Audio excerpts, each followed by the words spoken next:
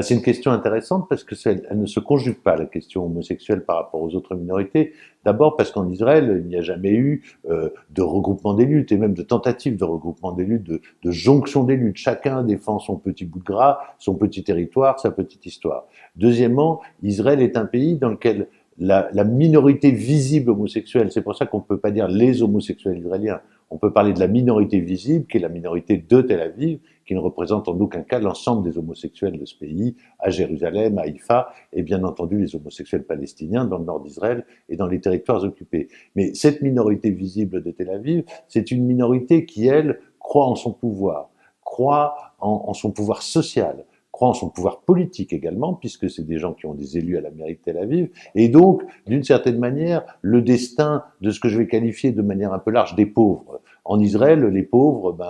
c'était autrefois plutôt les Misraïm, les Juifs orientaux, ça l'est toujours en grande partie, mais c'est aussi depuis quelques années les Falachas, les Juifs d'origine éthiopienne. C'est évidemment tous les réfugiés qui viennent notamment d'Afrique de l'Est et qui sont des dizaines de milliers. C'est les Philippins et les Thaïlandais qui travaillent comme maçons et fermiers pour les hommes et femmes à tout faire ou accompagnatrices de personnes âgées pour les femmes, etc. Et d'une certaine manière, les gays de Tel Aviv, les gays dominants, et j'emploie le mot gay plutôt que le mot LGBT qui regrouperait les trans, les lesbiennes, etc. Les gays dominants de Tel Aviv, ils n'en ont rien à foutre du destin des pauvres, des minorités, des opprimés, et ils n'en ont encore moins rien à foutre, et ils sont même d'une certaine manière complices du combat qu'on mène contre eux, des Palestiniens qui sont certainement la minorité la plus opprimée en Israël et en Palestine en ce moment.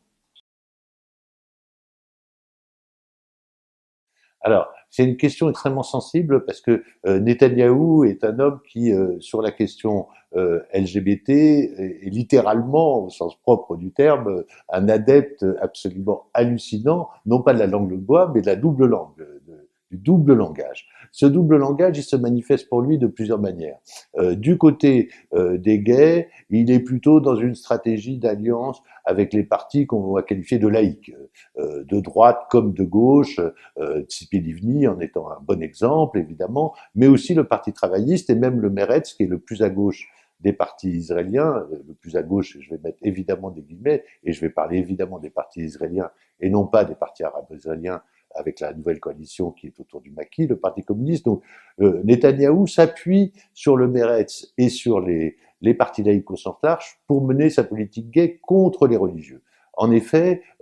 Netanyahou utilise le gay-friendly, utilise l'image gay de Tel Aviv pour vendre, entre guillemets, Israël aux Occidentaux, à la fois au public touristique qui vient à Tel Aviv, les gays qui viennent d'Allemagne, de France, des États-Unis et de toute l'Europe passer quelques jours de vacances à Tel Aviv, mais aussi aux politiques occidentaux, aux dirigeants occidentaux. Netanyahou ne cesse d'aller à Washington et de répéter à chaque fois, vous voyez bien, on est le pays le plus gay-friendly du Proche-Orient par rapport à ces pays arabes où on tue où on opprime les homosexuels, et donc on est un pays démocratique, on est même la seule démocratie du Proche-Orient, et notre politique gay en est l'illustration. En même temps, et c'est là où on revient au double langage, Netanyahou est dans des coalitions politiques avec des partis religieux et surtout des partis d'extrême droite d'essence religieuse. Le Parti national religieux en particulier, et le parti de Bennett en est évidemment, Naftali Bennett, qui est ministre, en est une des plus grandes illustrations. À côté de Bennett, Marine Le Pen aujourd'hui est une joyeuse social-démocrate. Oui, je le dis tout à fait nettement, Bennett a dit plusieurs fois en public que pendant son service militaire, il avait tué des Arabes et qu'il en était fier. Donc ça donne l'idée du caractère de ce personnage. Et ces gens-là, eux, sont quand même beaucoup plus opposés, les partis religieux, les partis des colons, le parti de Bennett est la partie qui est surreprésentée dans les territoires occupés parmi l'électorat des colons, et ben eux, ils sont évidemment plutôt opposés à la politique gay, et les religieux en particulier sont très opposés de manière, je dirais,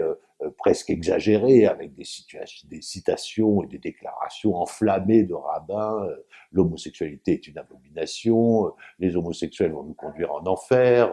ça va être absolument atroce, etc., etc. Et en réalité, Netanyahou aura quand même besoin des religieux pour faire passer ce que je vais appeler le volet nataliste de sa politique gay-friendly, et en particulier la loi sur la GPA, pour la gestation pour autrui,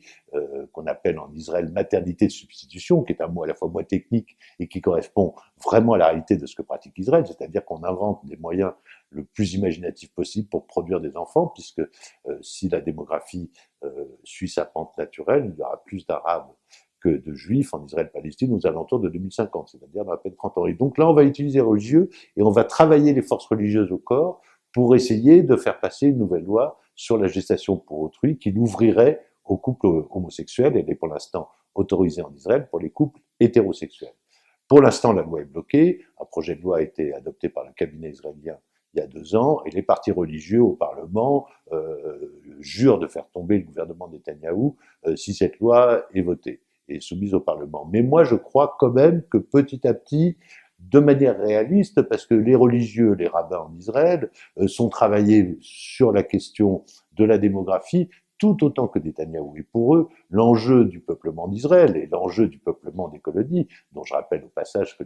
les rabbins sont aux premières loges, est incontestablement un enjeu central. Ce qui fait que j'en terminerai en disant que cette question religieuse en Israël qui divise profondément la société est aussi une manière pour Netanyahou de se donner cette image gay-friendly qui, semble-t-il, pour l'instant, lui réussit tellement.